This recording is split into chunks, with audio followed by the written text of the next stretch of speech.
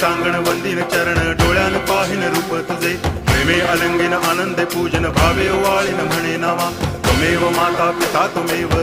बंधुश्च सखा त्वमेव विद्या करुणं त्वमेव सर्वं मम देव कायेन वाचा मनसेन्द्रियैर्वा बुद्ध्यात्मना वा प्रकृति स्वभावात् करोमि यद्यत् सकलं परस्मै नारायणायति समर्पयामि अच्युतं केशवं रामनारायणं कृष्णदामोदरं वासुदेवं हरि गिरिधरं माधवं गोपिकावल्लभं जानकीनायकं रामचन्द्रं भजे हरे राम